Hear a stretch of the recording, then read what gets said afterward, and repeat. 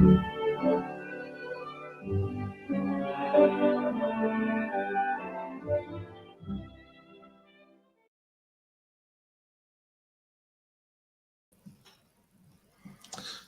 good evening, everyone, and welcome to, can you believe it, week 20 of Desert Island Drams.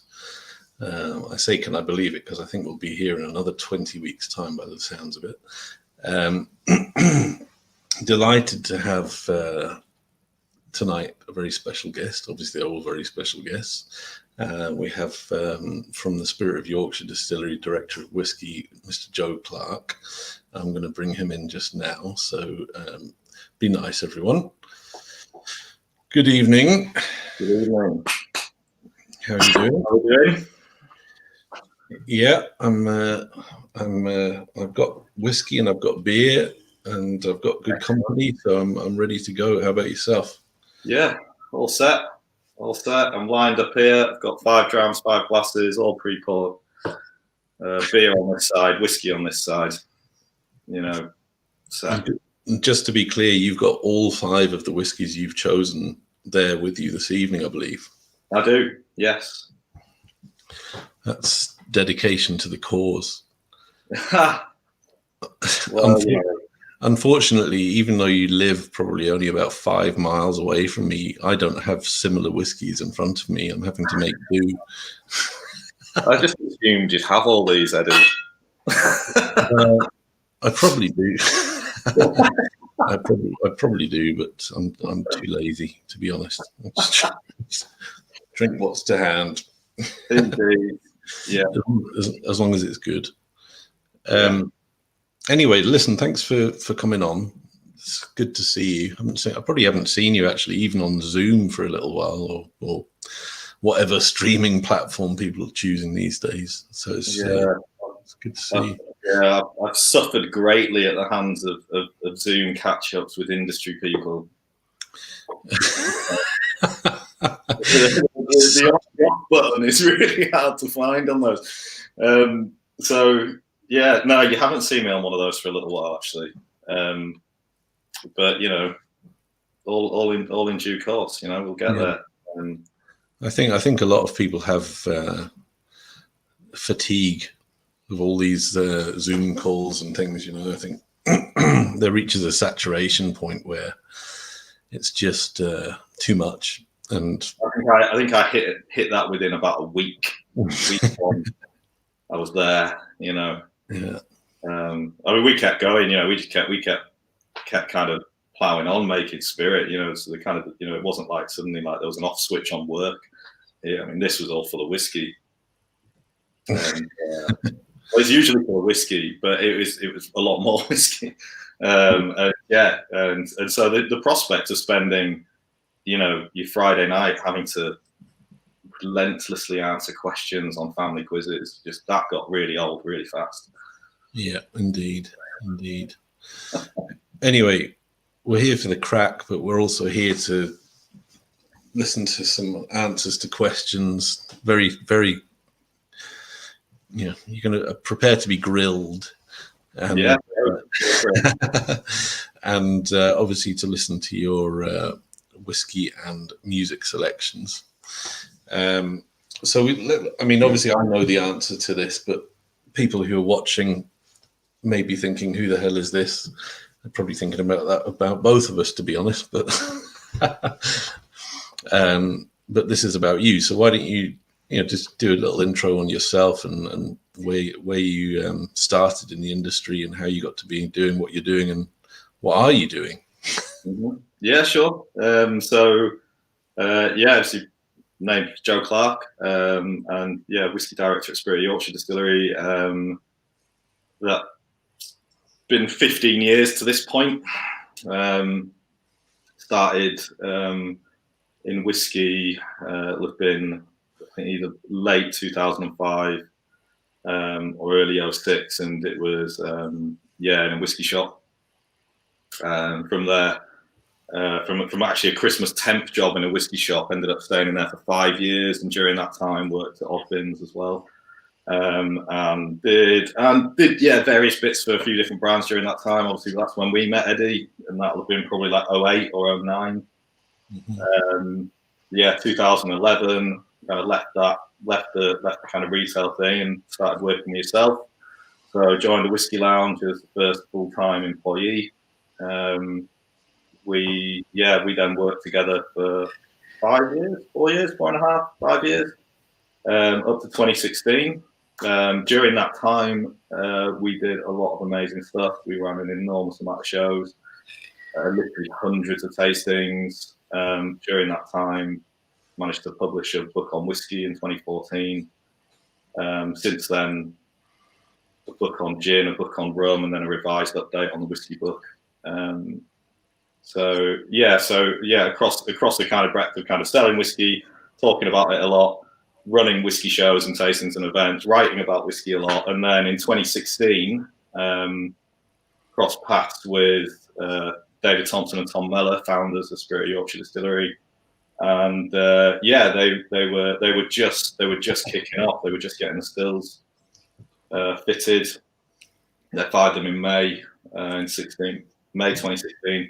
I joined them in November 2016, and from that point it was kind of focusing in very much on the production of whiskey and making it as best as we possibly can. So it's been a really, you could definitely say it snowballed, from a kind of like, I quite like whiskey, that job looks quite interesting, to now kind of living and breathing it, as I have done for 10 plus years. I think, and you can correct me if I'm wrong, that yours is a slacker's dream story, basically. I mean, hey, look, there's been a lot of graphs. Well, you could look at it like that. Yeah, well, you put it in, you summarize it like that, and people go, "Oh, that sounds great. I'd love to do that. That sounds really easy." But you and I both know, Eddie, that running many whiskey shows and whiskey tastings is often as easy as it looks. I don't know. I think there's some truth in what you're saying. I've been very fortunate. I think as an industry, I think once you're in it and once it kind of gets you and you're into whiskey, if you're fortunate enough to carve out a living in it, however you do it, then you're in a very privileged position, and that's something that very grateful for. It's definitely. I think what I meant by that, apart from to be utterly disparaging, was that, you don't come from a whiskey making or selling background. You in terms of education, it doesn't matter.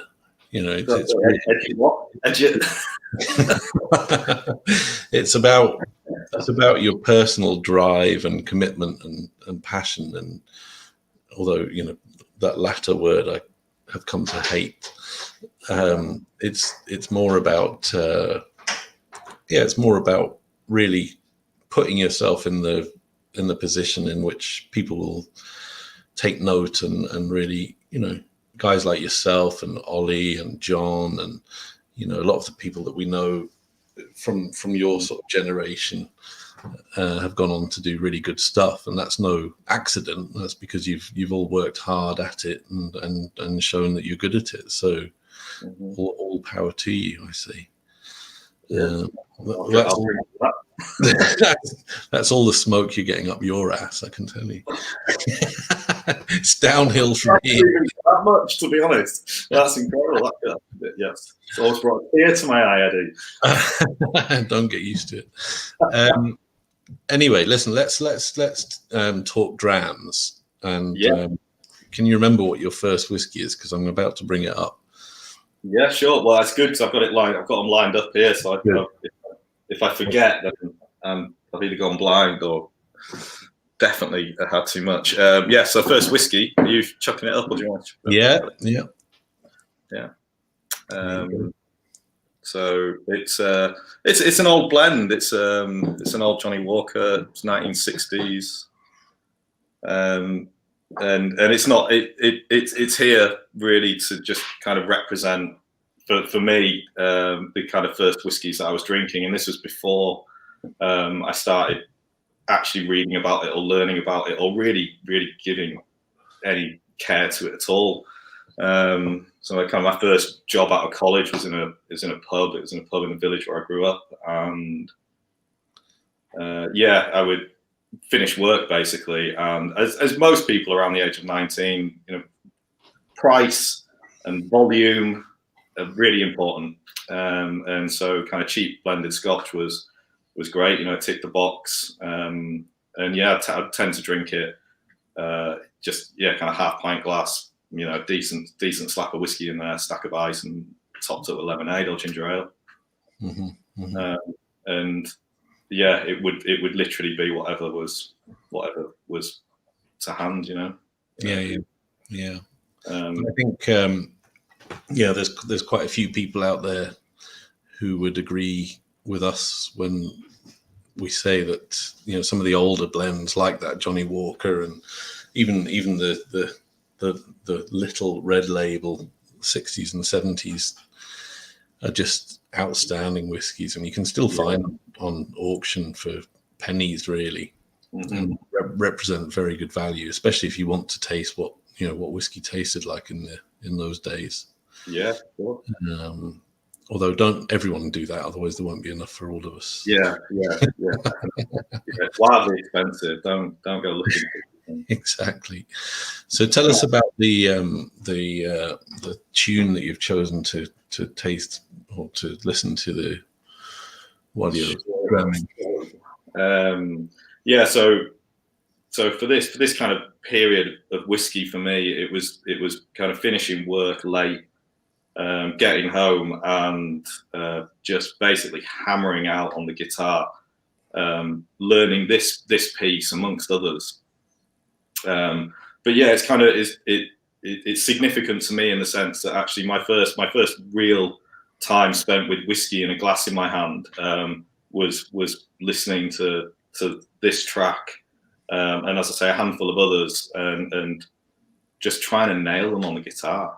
So you'd finish work, sit there for 2-3 hours, till the small hours, just sipping whiskey and trying to nail these. So that's why they're kind of paired together. Obviously, I wasn't drinking 1960s Johnny Walker at that time, but it was blended Scotch, and that's why I picked. Yeah. And what's it called? What's the name of the track? Oh, the name of the track is it's a track called Angie, and this is played by a guy called Bert Jansch. And when you were practicing and drinking and practicing and drinking and drinking some more, did you find you were getting better at it, or did it eventually go? Naturally, always. I must admit, I do recognize it purely from listening to you noodle around with this tune. So it's nice to hear it. But anyway, let's have a little listen to this. Let me just make sure I've got that in there, and off we go.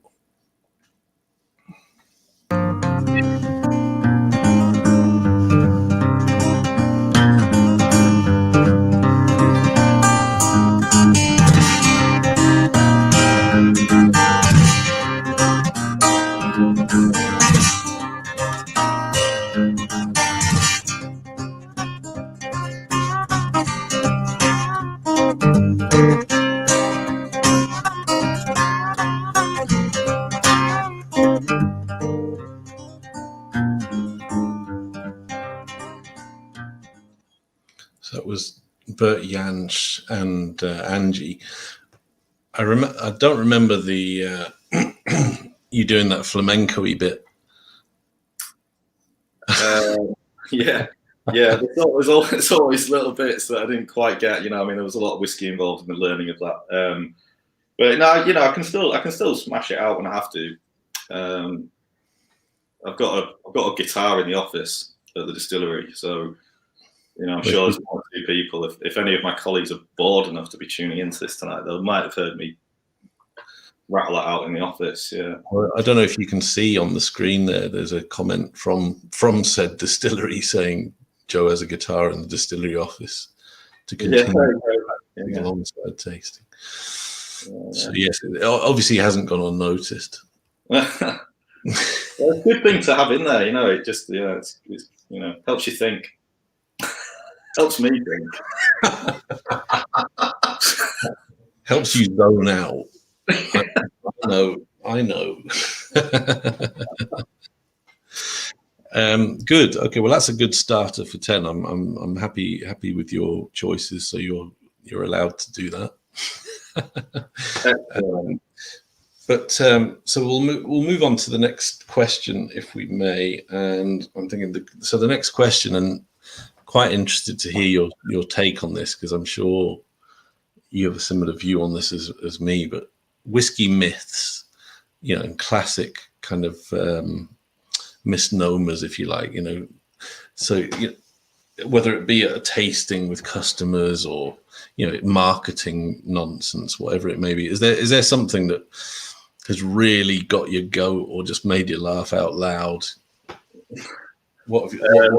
I think the most obvious, the one that immediately springs to mind, because I spent an entire career trying to stamp this one out, and it is the water being a flavour driver. That just drives me nuts, and I don't know. I wish I could pinpoint the origin of it and go back in time to whichever marketing department put that on bottles or thought that was a good direction to go in terms of how to explain what whiskey tastes like, and it really infuriates me. And don't get me wrong, you know, if someone's got that information and you know they raise it in a tasting or whatever, you know, obviously I'm gonna enlighten them in the truth. But that one is number one for me. I think that I don't think I've known anything so false, carries so much, you know, into the world of general knowledge. Yeah. So it definitely wins top marks for, you know, kind of most frustrating for me. Yeah. I mean, I think actually, you know, since I started doing events back in the day, the level of knowledge in general has become much better than it was. I thought I was going to get a confession then that you started that myth. On purpose, just to annoy you. It's quite possible. I've done many things in my time, much worse than that. But no, I was just going to say that I think generally speaking, there's a much better level of knowledge out there, and I think the age of the sort of real daft sayings and mistruths are perhaps at an end to a degree. But on the flip side of that, there's more and more people getting more and more geeky about whiskey as well as other things, and start to become obsessed with certain aspects of whiskey making and da-di-da, and you know, then hear something from someone else. So I think there's probably a new era of mistruths coming through. Yeah, sure. I think you're absolutely right. You know, I mean, the general knowledge, I think, of people, thanks to the good work of the industry and all the, you know, hard graft over the years, and you know, which I can definitely say that we put in, and you continue to put in, and I still continue to put in, and all my colleagues continue to put in terms of, you know, it's educating and it's bringing people into it, and it's informing them from the get-go, you know. And so if people are getting into whiskey now, they're not trying to find out the information from the guy at the bar, you know, in that kind of smoky old pub. You know, they're able to, you know, we're in the age of information. There's so many better ways you can step forward into drinking whiskey, and so you can quickly attain a much better grasp on what it is, why it is what it is, why it tastes how it tastes, and the good help it make sense, you know. Yeah, I think you're right. But on the flip side of that, I mean, when I was getting into whiskey, there was, you know, the internet was, you know, very much in its infancy, and so I couldn't type, you know, how long the internet was like something that was in boxer shorts back. it was very much dial up by that point, which who could be asked with, and therefore it was all about reading, and obviously there are only so many published authors, certainly back then, and so it was one of 2 or 3 authors that you would read, and they were very much, they'd really researched what they were doing and what they were writing about. And my fear is, you're absolutely right, the resource out there is incredible, but it's very easy to throw up a website or a blog or whatever and start writing about whiskey. Too early started on blogging, Eddie. Come on, No. There's many worthwhile blogs out there, absolutely. But it's very easy to start writing stuff online without necessarily going through the same level of research and experience that the old school authors went for. So I think, yes, you're absolutely right. There's a ton of material out there, but it's also buyer beware. There's a ton of material out there, and it's unfiltered. Yeah. You don't know, as a whiskey newcomer, maybe, who's right, or whose stuff is more accurate than the next. But hey, I'm just rambling now. But in I respond to that and say, that's we were having this conversation, almost the same conversation 4 or 5 years ago. Oh God, so long ago, 8 years ago, and we set up the whiskey schools, and that was a big part of that. Just trying to cut through the noise and get to the giving people the opportunities to kind of really just cut out the nonsense, get to the actual nitty gritty if you want to get into it. We got Colin, we got Dom. It's great. Yeah. Nice to see everyone. Good to see you all. Hope you're all well. Colin, I owe you a phone call, and Dom, I probably owe you a phone call as well. So apologies on air. Anyway, no, it's interesting. But anyway, obviously we can recommend the ultimate book of whiskey for to cut through all the BS out there and give everyone a true picture of the world of whiskey, can't we? Hey, look, that book is 6 years old now.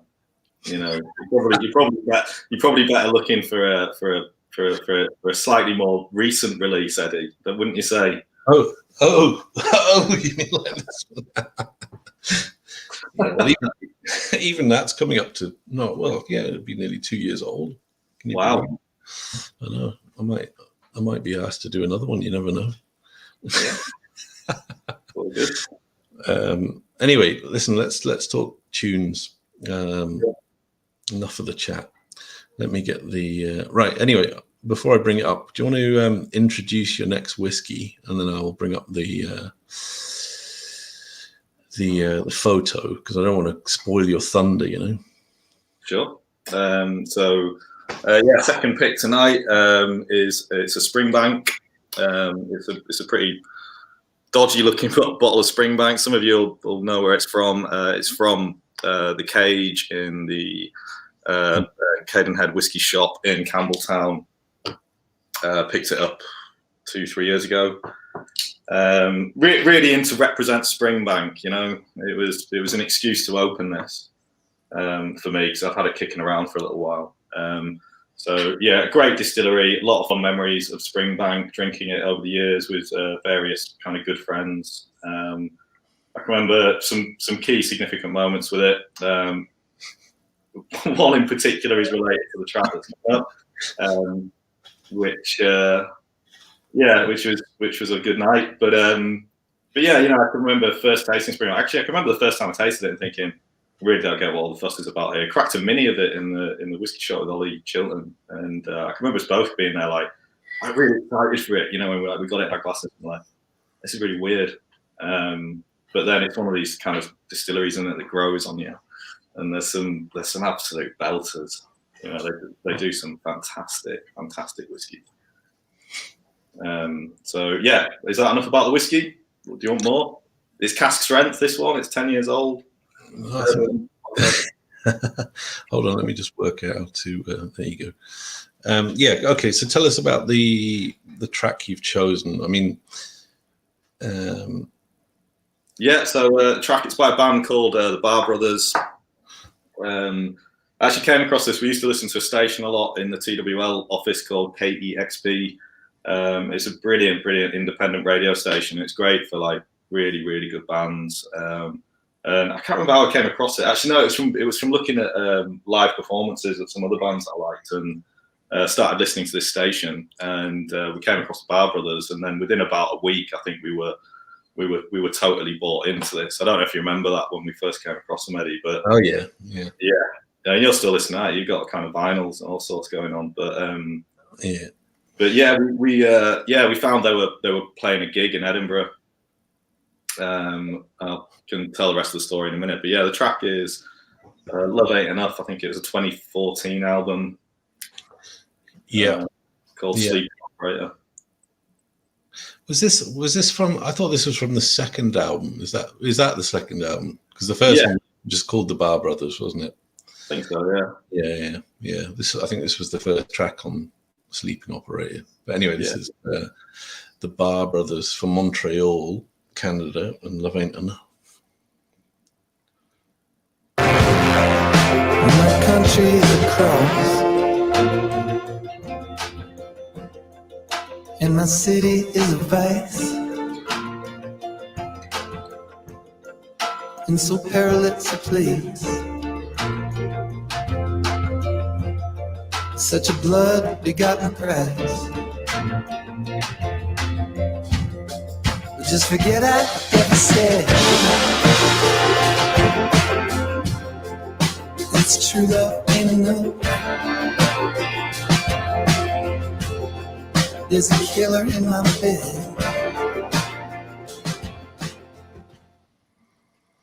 It's a shame to cut that out, but I could listen to that. This is really hard. Picking tracks for kind of 30-second windows is really difficult. Yeah, for sure.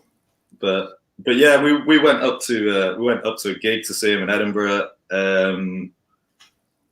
Yeah, we shot. It was you and Amanda. We met Macmillan. We met the Sponge, and a couple of others were with us as well. And yeah, we watched the gig. It was an awesome gig. It was really great. A really awesome performance. Quite a kind of small venue, so it wasn't like kind of hundreds of people. It was probably about maybe 60, 70 folk or something. Max, I'd say 100.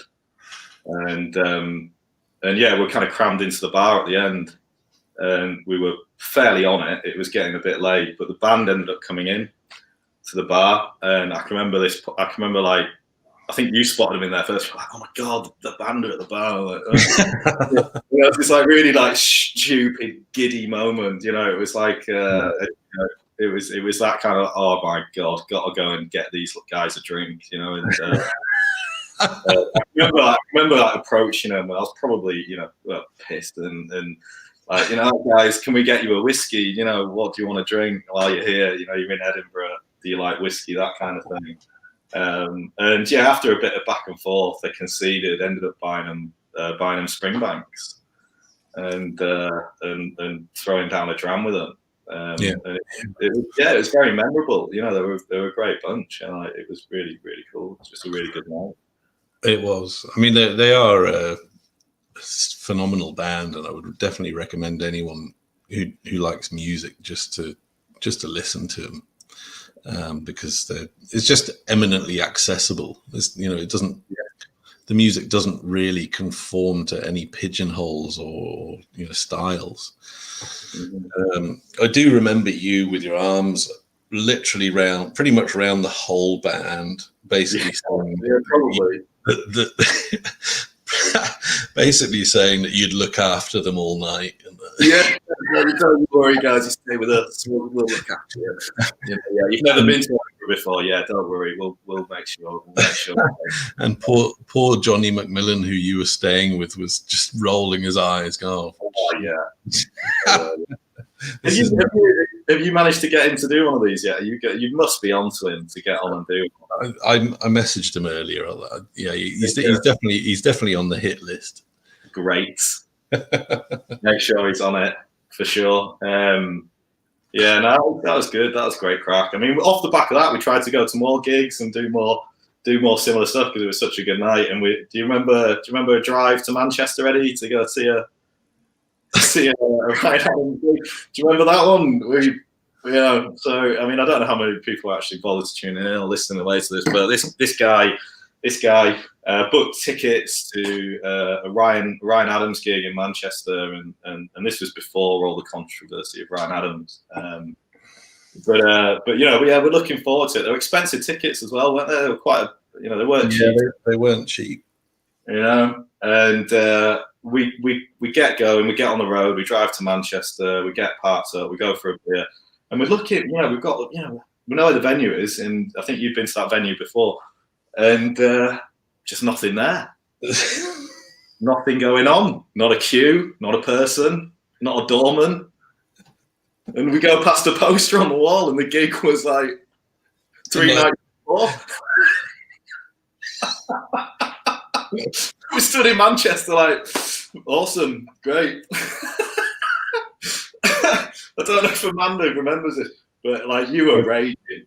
It's hilarious. I've got this memory of you like just absolutely fuming with these tickets in your hand, just like, hilarious. And I think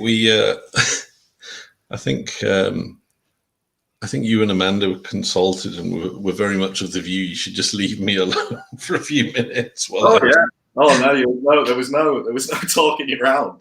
There was no Pat. It's okay, Eddie. It's all right. We'll see him again another time. Listen. I'm perfectly happy to admit that I was completely disconsolate would not be wide-reaching enough. I was absolutely furious with myself, obviously, and then yeah. Well, we ended up going to the Brewdog next door, didn't we? Yeah, just anaesthetizing me mainly. Yeah. We made the best of it. Yeah. And then we're not going to go see Ryan Adams now, are we? Probably not. No, I don't imagine tickets are as expensive as they were if he is touring. I doubt that he'll be showing his face anytime soon. Yeah. But anyway, where were we? Yeah, onwards. That Springbank's amazing. That's a lovely Springbank. I'm sure it is, and thank you for thinking to send me some. Yeah. Instead, I'll have to manage with whatever I've got here. I think I'm drinking some. I'm drinking a Nika Kofi malt, so I'm not exactly slumming it. So. Yeah, good. It's tasting very good, actually. Yeah, cracking stuff. That. Yeah, exactly. Anyway. Yeah, go on. Talk about this COVID shit, because it's that time of the evening. We won't dwell on it because everyone's sick of it. But has it affected the way, obviously, you guys operate as a distillery rather than, because a lot of the people we've had on are brand ambassadors, or you do a lot of traveling, showing off their goods. Whereas you're mainly distillery based. I know you do get out and about, and you certainly were getting out and about latterly. So has it had much of an effect, and is it going to have much of an effect going forward? Yeah, I think it did. Yeah, I think in production and in terms of continuing to make whiskey, lay down casks, that side of things, we kept all that rolling, and that was amazing that we were able to do that. We've got we've got two founders that are very hands-on, and we immediately you know, once we had to close to the public and the coffee shop and the tours and everything had to stop, you know, we were kind of stripped back. You know, we kind of furloughed the bulk of the team, and we were kind of stripped back to how we were in 2016, and that was really bizarre, like super strange. Just suddenly like going back in time. So, you know, Dave was doing the bulk of the distilling, Tom doing his thing up at the brewery, making sure that was moving through, and we were getting the wash made and everything still on schedule. Yeah, there were some weird weeks, months. So yeah, you know, on the side of the production side of things, yeah, okay, it's a bit strange, but you know, we kept that going, and that all kept ticking along. Really weird having the building so quiet. That was really strange. Obviously, that has all kind of filtered back in now, and we, you know, all the team are back in, and we've got all the tour guides kind of back around the distillery doing what they do, which they do an absolutely amazing job, you know, and it's really, really nice, even though they might not know it, don't often say it, but even just the background noise of them talking about what we're doing with a group of people and taking them through the building, it's really, really lovely. So, you know, the life has kind of breathed back into all of that. What has definitely had an effect is the fact that, you know, we obviously launching at the back end of last year. So we launched our first whiskey at the York Whisky Festival, of course, 5th of October, I think it was. And, you know, yeah, we had big plans to be on the road. You know, we were going to be as many shows really as we could have got to this year. You know, was working a kind of a big calendar of events that we were going to be at, and you know, so you'd have seen us around the country a lot. So yeah, it's been a real shame not to be able to do that, I have to say, because you know, we put so much time and effort and energy into making this. You know, wanting to get it out there and talk about it and get it to people's lips and really kind of show the industry, but also, you know, our customers and the wider kind of public what we've been doing on the Yorkshire coast. And that's been, you know, we had to take that on the chin. Thankfully, stuff's evolved and changed. You know, we've got all the virtual stuff going on, which is good. So yeah, you know, it's just adapting, isn't it? We you know, we've adapted well, you know, and we've made the best of it, as most people have, and that indeed we have to do. I would say it would have been really nice, yeah, to be out there, you know, kind of face to face, getting this whiskey out there. Yeah, I think so. I think happily you did at least get to launch before COVID started. So. Yeah, well, that's a really good point. You know, I mean, that's a very good point, well made. And actually, we just started moving Filey Bay to an Italian distributor, which, you know, the brewery. So just very quickly, you know, we've got a sister company, which is Waltop Brewery, for those listening, and they've been selling beer into Italy for kind of 15 or so years. And actually, no, sorry, I've exaggerated that. It's actually 9 years. And yeah, so great relationship with Cusiol, who import their beer. So, you know, it was just a really obvious and easy fit to take the whiskey along with it. And so I was in Italy. I was in over there doing kind of tastings at a whiskey show and stuff. It was Valentine's Day, so it was back in February. And yeah, you know, so we were just starting to get it out there, and then and just starting to kind of, you know, kind of do the stuff, get the whiskey out to the people, and so at least we got a bit in, and we got the launch. Yeah. Right. But as you say, you know, I mean, it's very challenging, and obviously, as an events company, not able to do what we traditionally do, which is put on physical events. Oh yeah. We know all about that. Yeah. But you know, you have to evolve, and you have to move with the times, and everyone has had to do that just a little bit quicker, and perhaps, you know, completely, you know, pivot what they're doing, and you know, as a result, you know, we've been doing, and I know you've been doing, a lot of virtual tastings and events, and obviously, and this is a shameless plug, we've got one coming up in a couple of weeks' time. There you go. So you're taking part in our English tasting on Sunday, the 18th of October, in which you'll be. Well, you haven't told me what you're going to be showing yet. I think it's something new and shiny. It's going to be something new and shiny. As long as it's here on time, I don't care. I think you're the last person to tell us what they're showing.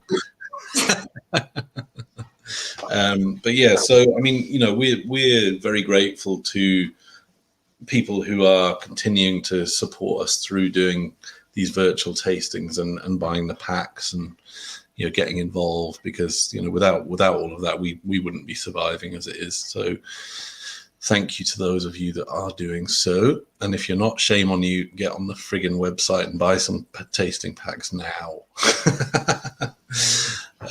Anyway, yeah, so I think that's enough of COVID. It gets enough bloody airplay every day anyway. So let's get back on track.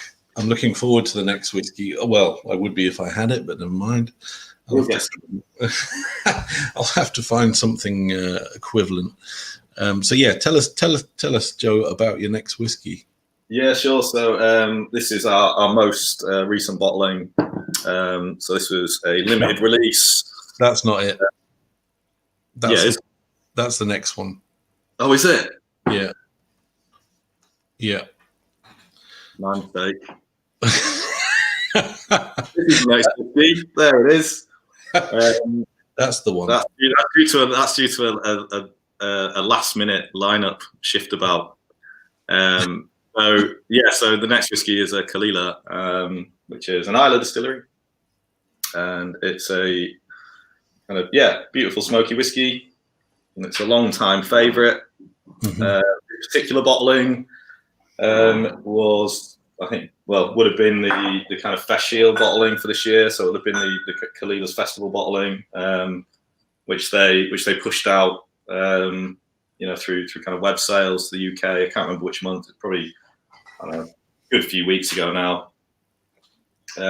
So yeah, if you were kind of following their comms and on the kind of Friends of Classic Malts newsletter and that kind of thing, you kind of found out about it and you could get a couple of bottles, which I did. I was very keen to get hold of it. Got a lot of time for Kalila. Had, I think, some of the most memorable and absolutely best tastings that we ever did or have ever done. Have featured this distillery.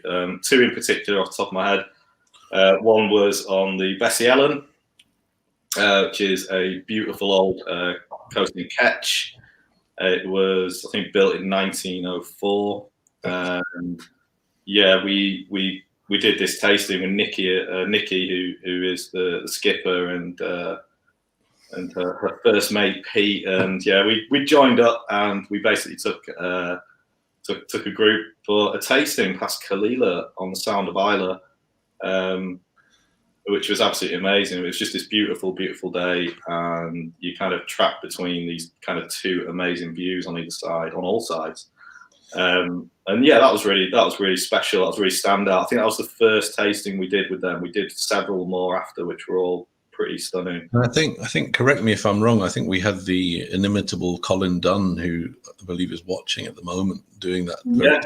And the second one I was going to mention was this really stunning tasting with Colin of Finlaggan. And we did this with the Finlaggan Trust. So this is the original seat of the Lord of the Isles. The original, the Lord of the Isles, if you've ever heard of the name of the whiskey or whatnot. So this was a site of great historical importance in Loch Finlaggan, in the ruins of Finlaggan Castle, working through a tasting of Kalila's with Colin. It was just stunning. The weather was just absolutely spot on. There was I don't even remember any midges. Do you know what I mean? It was just everything just seemed to line up, and it was just one of those really stunning moments. And I think we had maybe kind of 30-40 folk there for this tasting, and all the cash went to Finlaggan. We had their trustee, this chap who came down, who was their kind of chair, and There's Julie. Look at that. Julie remembers it. It was funny. It was genuinely. It was a real kind of, you know, kind of moment for everybody there. It was absolutely superb. And I could go on. You know, I think wherever I've worked, wherever I've chatted with people on whiskey, you know, Kalila's never been that far away. You know, beyond these kind of really lovely moments of drinking it. I can remember very fondly Sunday afternoons in the whiskey shop. You know, the place would be quiet, especially early in the year. You know, it'd be dead, and you know, you've got 3 or 4 different Kalilas there for trying. You know, and we'd slam an album on, and it'd be me or Pete or John or whoever was in on that weekend. You know, and we just kind of just chill out and just drink Kalila, listen to great music, and occasionally sell whiskey to whoever came through the door. Just a lot of fond memories with it, and off from that, and I will shut up in a minute, but on top of that, I think just in terms of an absolutely belting, consistent, really cracking whiskey of that style, you know, just that 12-year-old bottling, what a cracker.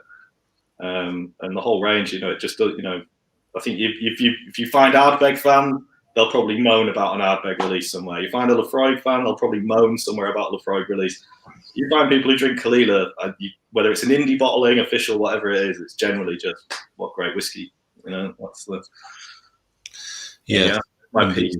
No, I totally agree. I mean, the 12-year-old is just a very consistent, lovely dram, isn't it? And I mean, it just shows you that it's all about the people you taste it off. I mean, with it's actually I haven't got to taste that 16-year-old.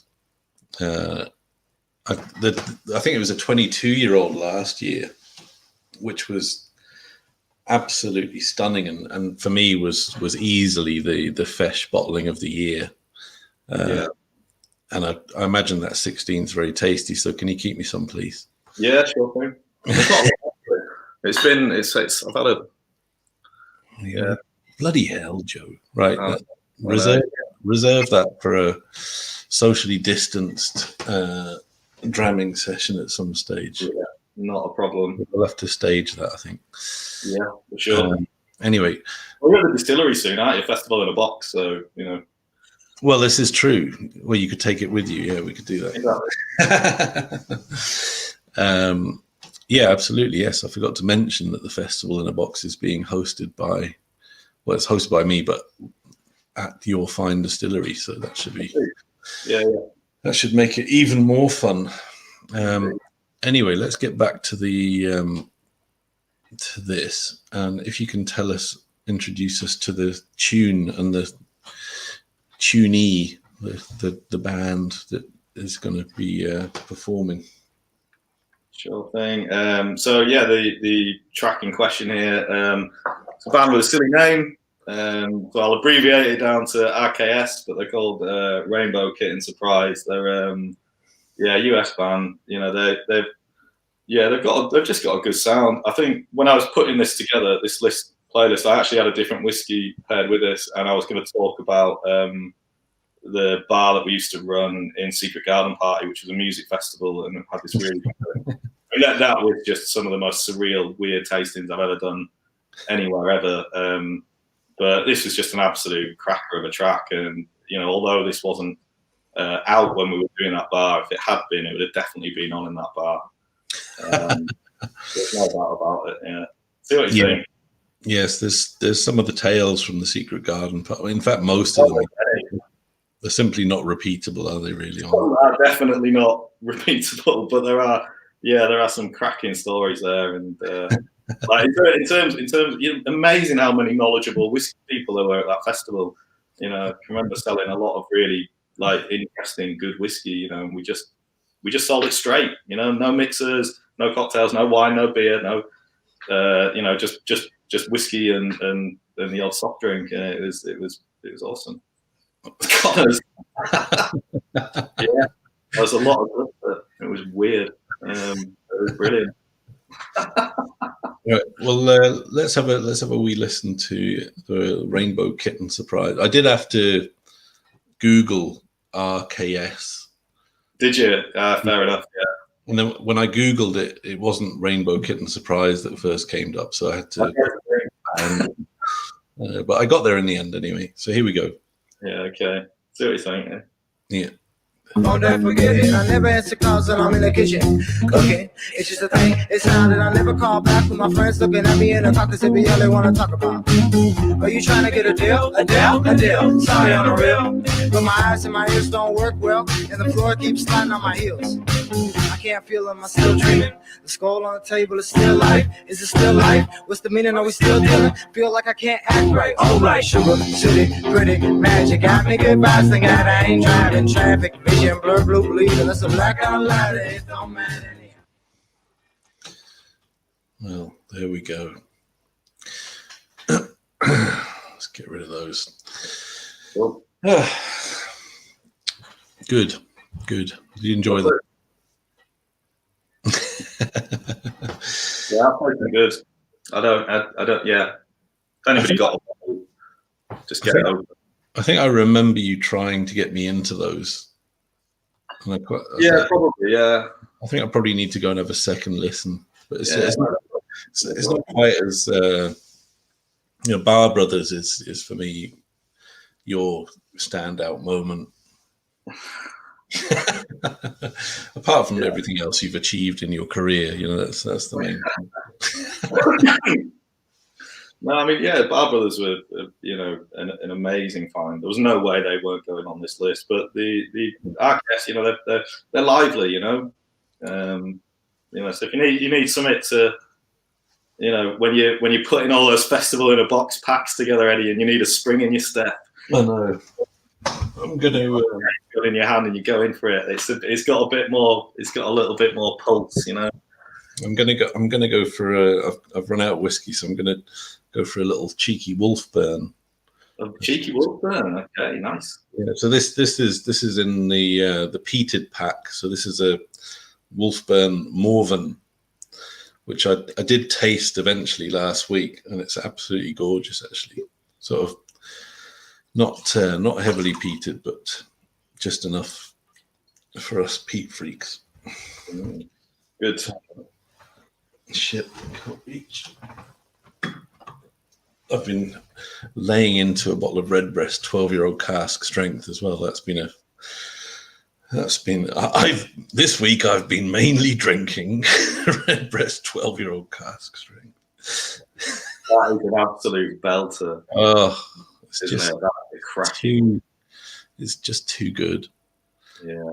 It's almost like they squeezed a bottle and a half of whiskey in one bottle, which is great. That is nice. I like that description. That is good. Anyway, next question, Mr. Clark, is, and again, I'm quite interested to hear your response to this, but if you were able to turn back time, or even looking at today's landscape, is there anyone that you'd really love to share a dram with, be it any of these drams or any other drams, a cultural figure or someone, a historical figure of some note? Yeah, that's that. I mean, that's one of those questions where there's probably about 100 different answers, isn't there? I kind of went through various kind of lists. A lot of them kind of music related. Yeah, you're trying to think. I was trying to think. Who'd actually be a bit of a laugh to sit down and have a drink with. As opposed to kind of someone super serious. Like Marcus Aurelius or something like that. No, probably not that much fun. But anyway, I kind of I nearly went for Bob Marley, but then I thought, I don't know if I'd understand much of what he was saying, although I would love to have shared a drink with that guy, because I mean, what an absolute legend. But my choice is David Attenborough, because I reckon if you could get him off camera and get a couple of whiskeys in it and just got him to, obviously his life, his journey, his experience, all the things, amazing things that he's done, places he's been, stories he has to tell, I'm sure you'd just be in awe. But I would love to just see if he got a couple of whiskeys in him and got him off camera, what he really would say about the condition of the planet and that type I would let loose. Do you know what I mean? Like properly let loose and just really dig in, get it off his chest. You know. Are you thinking that he might just completely do a U-turn and just say, like actually, you know, I really love carbon emissions. I love them. I hate polar bears. I really hate them. Always hated them. No, I think it'd be more to get to the core of drive a Lamborghini on it. Yeah, exactly. Yeah. No, but like the undertone of all his recent works, as anybody who watches it, and I'm sure most people who have watched it would agree. And you know, the undertone is one of, you know, of a bit. It's a telling off, isn't it? It's a telling off, and I think, and he does it very, very well, and he does it in a very tactful, very good manner. I just kind of sometimes wish that he'd just stop being so polite, basically. And I reckon if you got a couple of whiskies in him and you got him off camera, that would be a joy, an absolute joy to hear him. I think that's a really interesting choice, I have to say, because I mean, who doesn't love David Attenborough? I mean, what a guy! He is, you know, a universal legend to all of us, I would think. Yeah.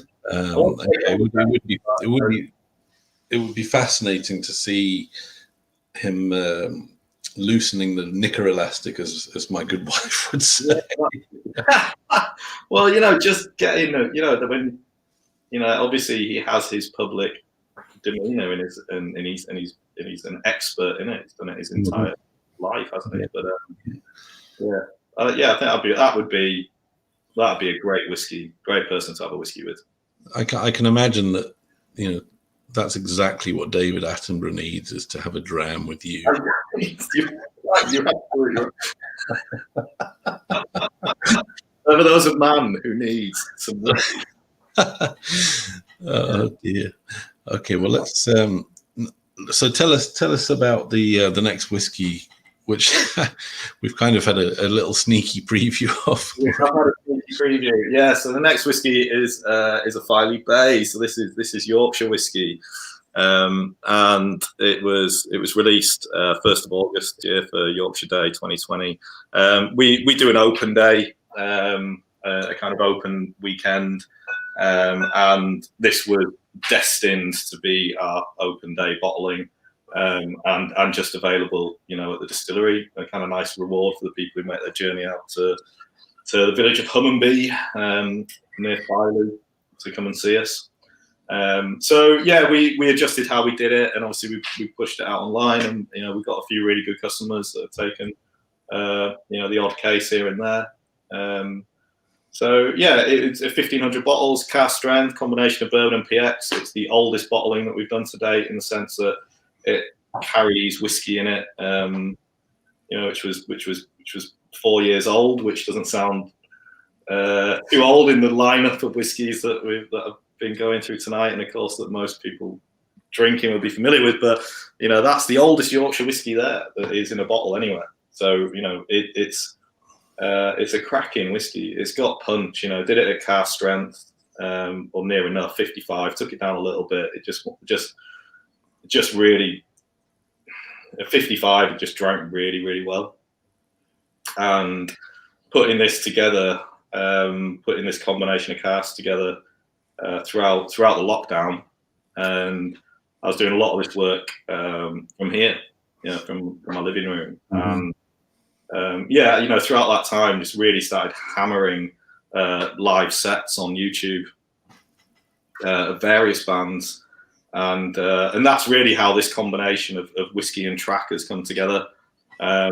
So, you know, I'll be perfectly honest, I am not a massive Alt J fan. You know, I've never kind of gone, wow, they're an absolute favourite of mine or anything like that.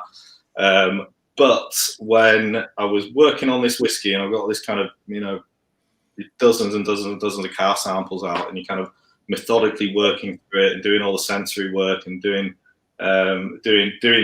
everything required to do that. And it's nice just to have something on in the background. And I had this live set playing, and I have to say, I had to revisit this set quite a few times, and I've played it quite a few times since. It's just an absolutely belting live set.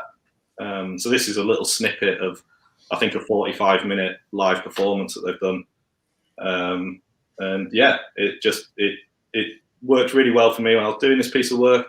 I like the way that it's very clear. You've got very defined instruments and the various people in the band doing their different bits, just like in a great whiskey when you're bringing balance together in a bottle.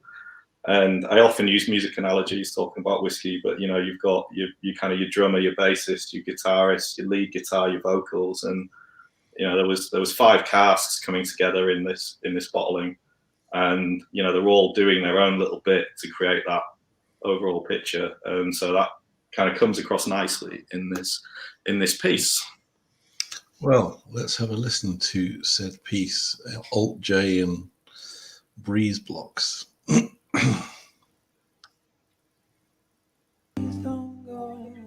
I love you so, my lovely.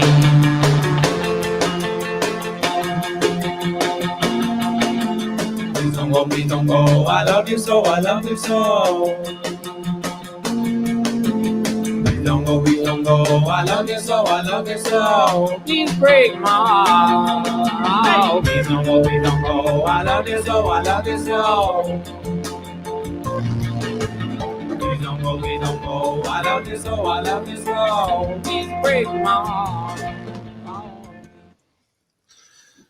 That's another KEXP classic I see there. Yeah. Well, honestly, the amount of like amazing live sets that they've got on there, you can definitely go down a good night of live performances. Although often I seem to remember when we were tuning in live, because obviously, we were what, 7 hours ahead of them. So what we would be listening to them live would be their kind of rave hour. Keeping the matchstick hour, trying to keep people awake or send them to sleep. Mm-hmm. But there were some real classics to enjoy. But that's good. Yeah. How's the Filey Bay tasting? Like the best whiskey of the night, obviously. No, it's beautiful. It's funny when you spend so much time putting these together. Like you get so like involved in it, and when you finally kind of let it go, and you've emptied those casks, and I've been doing that this week. Disgorged some casks, cutting them back, working on these kind of final, the kind of final stages of making whiskey before you bottle it. And, up to this point, you completely focused on it. It eats your headspace. Like I don't know if other people in the industry would perhaps I don't know, it's not going to be the same for someone who's been doing it for 45 years or whatever. But when you finally get it together and you see it bottled, I often won't drink it again for a little bit. So I like to come back to them after about 2 weeks of kind of like, right, I've worked on it, it's done, that piece of work, that whiskey is as good as I can get it to be, and it's now out there. And so, where they come back round to tasting them, which is always nice to do at events and tastings, and indeed when we have people at the distillery, it's always a pleasure, I have to say. That's beautiful. Mm-hmm. It's really lovely kind of fruitiness, creaminess, sweetness. Mm-hmm. Mm-hmm. Mm-hmm. Yeah, well, I can quite impartially say that I haven't tasted as much of your stuff as I'd like to, but the stuff that I have tasted has been very, very good, and I think bodes well for the future. Yeah. We're just getting started, Yeah, exactly. I mean, it's great to see in general this halcyon period of distilling and distilleries, and not just in Scotland, but in England and all over the world. It's just such a great time to be a whiskey lover, and I'm constantly banging the drum. Because I think if I think back to when I first started tasting whiskey, and it was about discovering Scotch single malt whiskies, which really hadn't at that point reached their peak. And I'm not saying they've reached their peak now, but certainly they are the kind of dominant force, if you like, in the single malt market. But yes, I mean, now is just such a great time to be into whiskey, and that the kind of trailblazing of the acceptance of whiskies from anywhere has already been done. So people are far more accepting of whiskies from places where they perhaps weren't expecting to see them. Yeah. Somebody's asking, can we buy? Are you able to still buy the Yorkshire Day bottling, or is it gone? It's still going. It's still going. We've got there's not a lot left. I think there might be. It was 1,500 bottles, and I think if we've got 150 left, I'd be surprised. Okay. And what's the price? What was the price of it, Joe? That is 85 quid. 85 quid. So our most expensive bottle to date as well. But for a bottle that was only 1,500 bottles, that's not the most outrageous I've ever seen. This is it. I mean, it obviously it depends how you look at it, but in the context of what we're doing and how we've made it and its availability, and it was a distillery exclusive open day bottling, and I dare say if it wasn't for COVID, this would have gone that weekend. So yeah, it's still there. So if anybody wants to snap it up, you've still got the chance to do it. So good stuff. Look at that, Lynn Allen, and she has. Look at that, signing her cask. She's amazing. And I think actually your colleagues who are obviously watching have quite helpfully got the link there. Oh, yeah. Do you know who's watching? I dare say that'll be Jenny. Right. I know Dave's had a long drive today, so if he's tuning in at this stage, I'd be surprised. But, yeah. There you go. Well, hi to Dave and to Jenny, and looking forward to seeing you in a few weeks' time. Very excited for our festival at your very fine distillery. Anyway, listen, we need to ask. I need to ask you final question before we use your final dram. Now, and I may know the answer to this. In terms of innovation, new developments in whiskey, is there anything that you see coming down the track, or that you're involved in, without giving away too much, that you'd like, that you're excited by, in terms of, are we going to be seeing some really interesting stuff coming in the next few years, and if so, from what sources? Okay, that's a good question. I think you kind of pointed out earlier. I mean, it's happy days for whiskey drinkers. I honestly don't think there's ever been a time where whiskey drinkers have had it so good. And in terms of exciting stuff, you name it. There's so many distilleries that are going to be coming of age across so many continents and so many countries. It's almost, the scope is so enormous. If I was going to focus it into a kind of couple of things that I think are going to be arriving, I think we're going to be seeing more rye whiskey.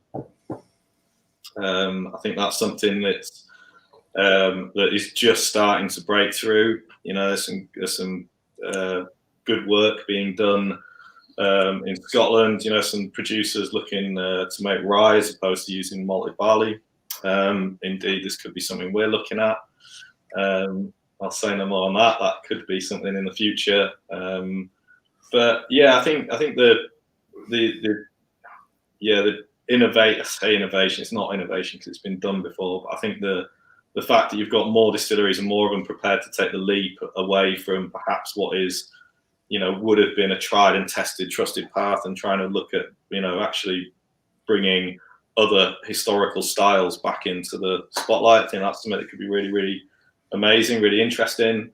I love the work that some distilleries are doing around kind of revisiting, kind of older fermentation techniques and that kind of thing. I'm slightly more dubious of kind of heritage grains and that side of stuff. I think the more you learn about that and the more you actually drill into it, the less sense that all that makes in a lot of ways. But I think, alongside kind of older techniques being refined and producing amazing whiskey going forward, I think there's some really, really potentially really exciting stuff going that could absolutely blow our minds, and could be really, really amazing drinking at quite young ages. Is that a comment there? Robert Gamwell saying, we signed our soy cask on Yorkshire Day, just enjoying STR finish, and it's lovely. Fantastic. Still promised to bring in the Cavalan Moscatel for you to try. Yeah.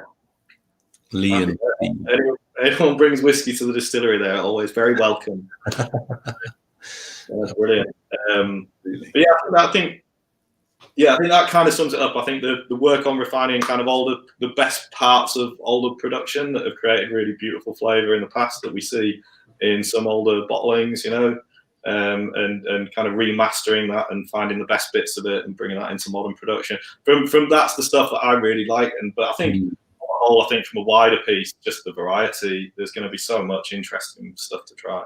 The English scene has such potential. In terms of a starting point, a lot of English distilleries coming of age at the same time. There's Ursus Lakes, there's Cotswolds, obviously there's Bimber.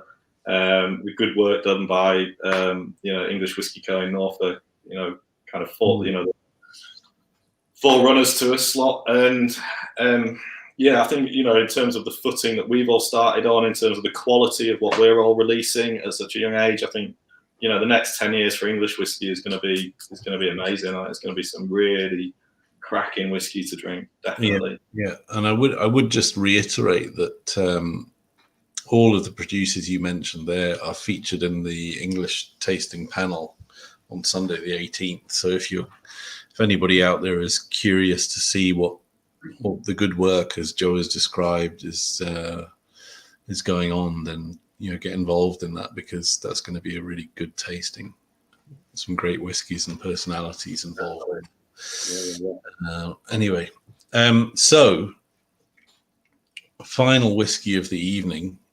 Are you ready for it, or are you still fondling your Filey Bay? Yeah, I'm getting quite comfortable with that, I have to say. Yeah. Well, listen, give us a wee intro to your final whiskey, please, Joe. Sure. So it's an absolute classic. You were talking a bit about the kind of the old world of whiskey and what was available to try when you were getting into whiskey, and of course this is a distillery that needs very little introduction in that sense. It was part of the original kind of regional kind of tasting lineup from Diageo, and it's called Lagavulin, representing Islay within that set. Is a 12-year-old cask strength bottling from 2016, which is their bicentenary, which is a distillery that's 200 years old. I like the fact that I've managed to the kind of incredibly old distillery, 200 years production under its belt, against us at 4 years. It's a nice contrast, as much as anything. But in terms of Lagavulin, for me, it's a whiskey of great resonance, great importance for me and my family. It's got I've got a lot of very, very, very fond memories of it. It's one of my earliest encounters with malt whiskey. It was probably, definitely underage. There's no doubt about that. But it would have been my auntie, and she always had a bottle of 16-year-old floating around, and we spent a lot of kind of Christmases and New Years at their house and in their company. And yeah, she was usually pretty liberal when it came to age restrictions and alcohol. And you know, I believe me and my siblings are all the better for it. So, yeah, Lagavulin featured amongst that. You know, but beyond that, it's just such a heavy, beautiful, big, smoky whiskey. And you know, yeah, it isn't for everyone. That's for sure. It's not a you know, an all-rounder. Certainly not a cask strength and at 12 years old. But yeah, well, it's funny you say that, Joe. But I need to do a proper reckoning. But I think Lagavulin is certainly in the top 5 brands or distilleries mentioned in Desert Island Drams. Along with Springbank, probably Carrizour, one or two others. So yeah, it's definitely a malt lover's choice for sure. I think like in terms of what was accessible, you know, and you know, love or hate Diageo, whatever, you've got to admire the work they did in terms of making malt whiskey accessible. And you know, before they did that kind of regional set, you know, Glenkinchie, Dalwhinnie, Craigenmore, Lagavulin, Talisker, you know, there was what you know, which had that presence in so many bars and hotels. You know, malt whiskey was definitely you know, the underdog, and it arguably still is. But yeah, I think because it was pushed out there and it was put in the spotlight and the effort was made to get it out there and talk about it, and you know, someone like Colin would be able to talk at great length about this, but it resonates with a lot of people. You know, it really is a classic. You know, there's no other way to describe it. It is a true classic, and it's a true great. And it doesn't hurt that it's in one of the most beautiful locations on the planet. Yeah, that definitely does not hurt either. That's a beautiful, beautiful setting. I mean, I've said this, and I'll say it again. I suspect that I will probably die on Islay, whether it be intentionally or not. Well, look, you know, that's partly why I paired this track with it, because we did a lot of time on Ireland with a lot of tastings and a lot of whiskey and a lot of fun people, and you know, that means a lot of late nights. And when you're busy and you've got stuff to do, it also means a lot of early starts. You know, so there was no small amount of suffering on that island. I think kind of if you were going to weigh up, you know, the amount of fun that you're having against how dreadful you can possibly feel, the balance there is definitely in tune.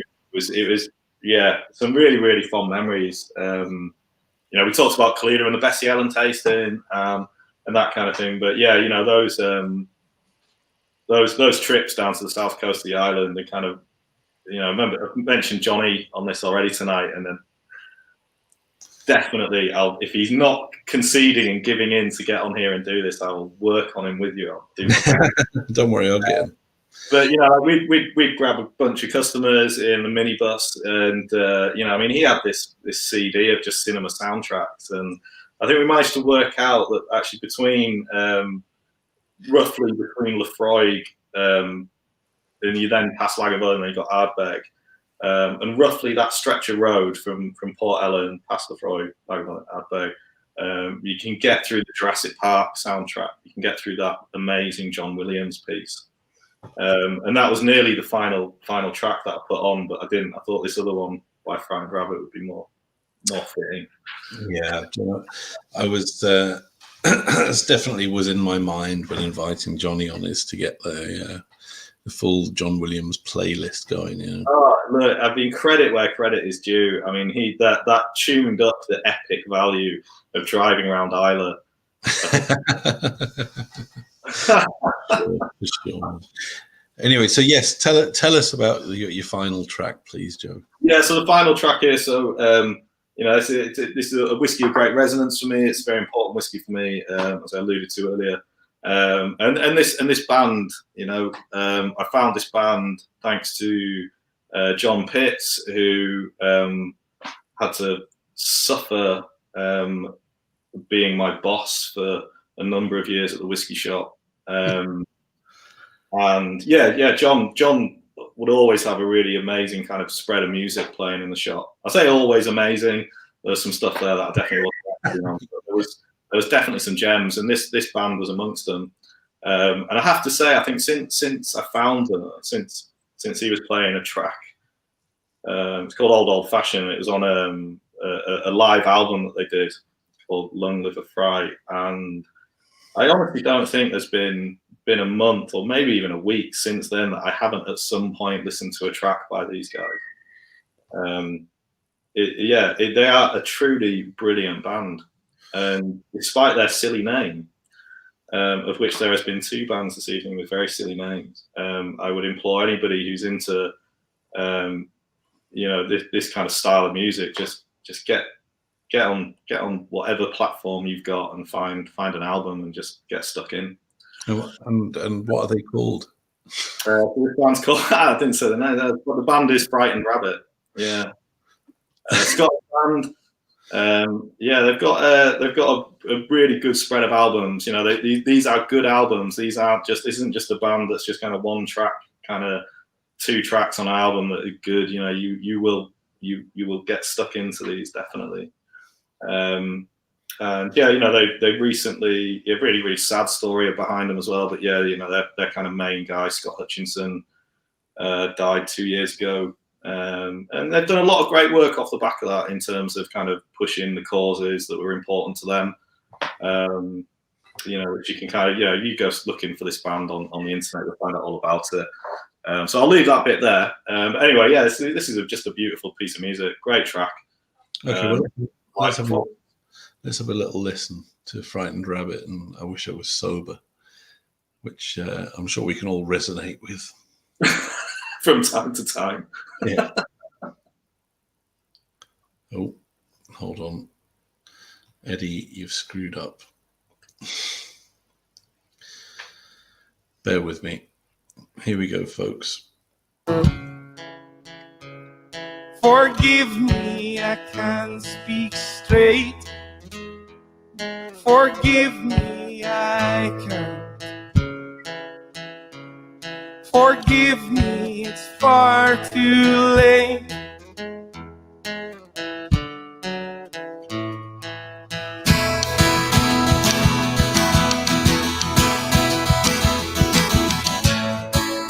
Oh, come and seek me till I'm dry. I wish Well, I probably played too much of that, but never mind. Good comment from someone from the Whiskey Lounge there. Not me. I can't type and do this. I'll give you one guess who that is. Good. Yes, I think it does. I turned up there one day at Finlagan House, and just to put this into context, we'd driven there. It was a long drive. It had been a long night the night before, wherever it had been, probably in Glasgow. And we got there and we'd arranged a massive pickup of seafood. And we had lobsters and all these kind of amazing different shellfish. We've got crabs there, we've got scallops there. All sorts of stuff from the infamous seafood shack on Ireland. They'd arranged to get it dropped at Finlagan. It was in the fridge when we arrived there.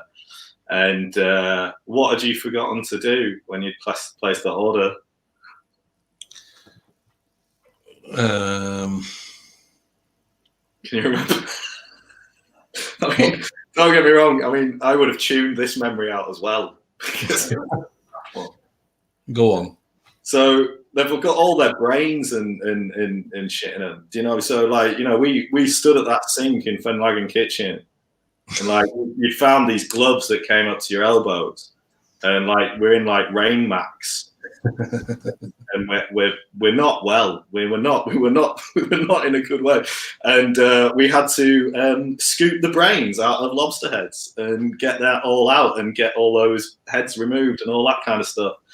In preparation for dinner that evening, and I honestly think there was a moment there that we definitely questioned our choices, how we ended up in cagoules and gloves, removing. Yeah, we were. That's right. We were wearing full waterproof equipment as well as the gauntlets in order to debrain these poor things.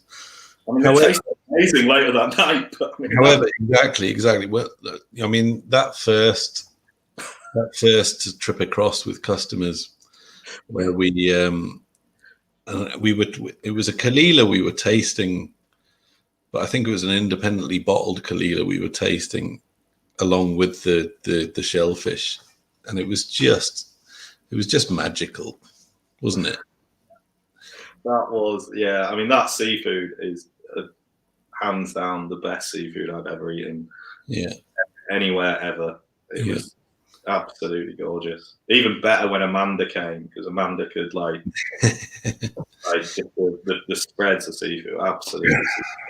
Well, Amanda is the seafood chef. Well, she's the chef, but she's the seafood chef supreme, as far as I'm concerned, and many others who have experienced her seafood extravaganzas on Isla or elsewhere. It's just next level. Another level. Yeah, exactly.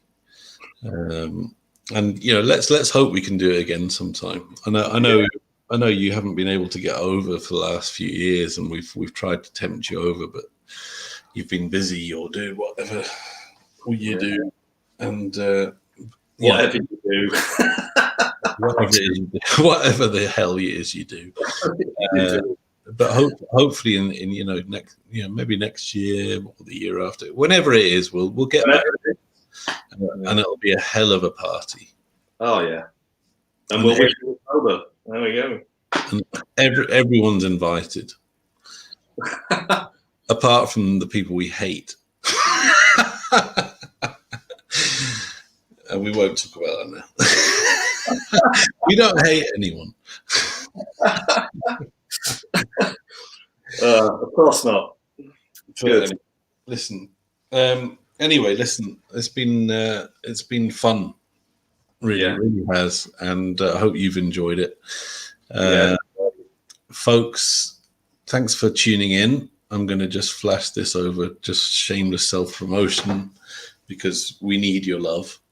And we hope to see you in a few weeks' time. Next week, I've got the whiskey sponge himself. Oh, and apparently he's sending me whiskey, so there you go. Hey, so that should be fun. So Angus McRail next week. But yeah, keep tuning in, folks. Appreciate you coming by, and we'll see you either at an event or online at some time soon. So take care, everyone, and look after yourselves. And Joe, thank you very much. Thank you for having me. Great to see you, and good luck to you and all at Spirit of Yorkshire. Keep fighting the good battle. Good night, everyone.